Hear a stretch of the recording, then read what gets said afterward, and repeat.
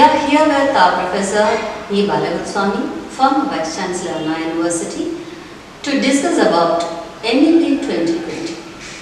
The NEP 2020 focuses on increase research by increasing 6% GDP. That was recommended. And moreover, they have another thing, discontinuation of MPhil. So both are related with research and both are contradictory. Okay. So your view on this? Okay. So the research is a very important part of a university education system. When you say university, the research is the major component. Of course, they also teach, but research is the important component of any university system. Today, research output is very poor from Indian universities. Not only Indian universities, but also other scientific labs, all labs, the research output as a whole, very low compared to other countries. For example, we have only 4% of the global output of research. Considering India's size, India's educational system is the largest in the world. So considering all that, our output of research 4% is very small. So in order to improve that, so Government of India has come out with a number of suggestions. Not only the 6% of education, but also 2% for research actually. 6% of GDP is for general education and 2% of GDP for research only. So that is a very important emphasis for developing research. So the research not only universities but also it happens throughout the career of a student, innovative ideas. That's what we are taking. The NEP's emphasis on creativity and innovation among the students from schools level, so that they will come to higher education side, they also become innovators, thinkers, creators, whatever stream they study. So in the research area, now Anna University, for example, India is the number one in the research output. That is because the commitment of the process for doing research. So this is not happening in most of the universities there. So why you need more fund? Because you have to equip the labs actually. Today most of the universities very badly equipped in terms of research. Because you need modern equipments. Most of the state universities are very badly equipped compared to central universities. So that is the reason why Government of India has come out with a suggestion of 2% of GDP for research alone, 6% of GDP for education is overall, because you have to improve the overall education infrastructure, teachers. So today we have a 40% of teacher shortage in higher education, in universities, even IITs and IIMs. So any shortage you will affect research first, because the education, teaching learning will continue, the research will affect first. So that's the reason why they also improved allotment of educational budget, so that they will be able to put more teachers, and moreover, not only the more number, but also quality of teachers. Because most of them do a PhD, but they do not know how to do a research at all. That is the problem today in this country today. So they also want to train the teachers.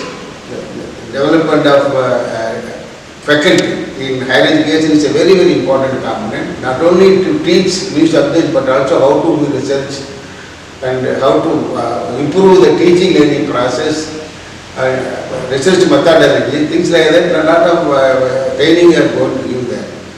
So the research is a very important component. In fact, research is one of the components which is taken in the global world ranking of the university.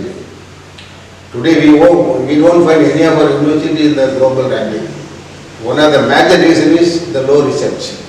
So that's why the research is a very important component. If the country really want to be a developed country after some time, and we have to improve our research output, innovation, number of patents, so that our country is able to produce products, new services, and export products and services. So the sustainable development. Absolutely. Sustainable growth and development will happen only if you have innovations and research in the university system there.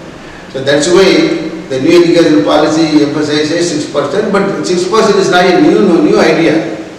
For 1948, Radhakrishnan committee suggested 6%. Later on, 3-4 committees suggested, but they were implemented. Now, currently, about only 3% of GDP we spend for education, both the school education and education. So it's a double now. 6% means double, so that we will be able to improve considerably our infrastructure, teacher development, things like that. And moreover, 2% of, especially for research allotment is equally important, so that you will be able to concentrate funding on research projects, PhD fellows and postdoctoral fellows, all that will be done. And in order to do all that, I think the new education policy has come to the National Research Foundation. There is an organization and they will coordinate the entire research activities of the universities and make sure that we achieve. And the target. they are planning to set a model based on the research foundation at par with IITs and IIMs. That is one important development. IITs, IIM are doing now better research than other universities because they are highly funded. If you take IITs in this country, IITs and IIMs alone get 50% of the total education budget only goes to them. And they are only about 10% or 5% of the students intake totally. Whereas 90% of the intake of other universities, the funding is very less. So today government office funding is one-sided actually. Only small number of institutions are funding too much, and so they are able to do some research.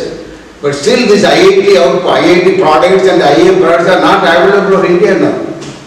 I personally feel that it's not a fair percentage of spending on education actually. Because most of the students in IIT and IIMs join multinationals, leave the country and they don't work for the really India actually. So I think we have to spend more money on state universities, central universities, and make those students also equally equipped rather than only funding on IIT. So that's the reason why now we have Government of India has come to the idea of Institute of Excellence, about 20 universities.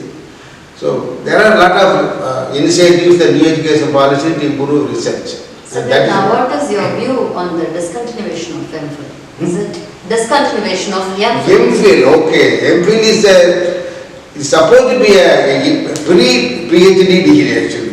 Earlier it used to be MPhil is a requirement for a PhD. But that's not essential at all. It is unless it is 2 years they are wasting their time just studying something here and there. It is a waste of time. You can directly join. That's why now after 4 years of degree, the new scheme, 4 years of degree, 4th year is a research oriented degree, and directly you can go to a PhD. So you can avoid 2 years of waste of time. It's a really waste of time now. So otherwise you can have a MSc and then you can directly go for a PhD. So MPhil is not necessary. It's not really has done a good thing. So that's why it's a good idea. Removing MPhil is a good idea. For a lot of youth, time is wasted in that. So 2 years you can directly do that. But engineering there is nothing like MPhil. Only arts they have MPhil. Yes. Engineering, you can do a BE and directly do PhD in IIT, or MTech you can do. Similarly MSc you can do it. So MPhil is not an essential. I don't know how introduced it here, but that's not an important requirement. And it's a good element. Because 2 years, people waste a lot of time in 2 years.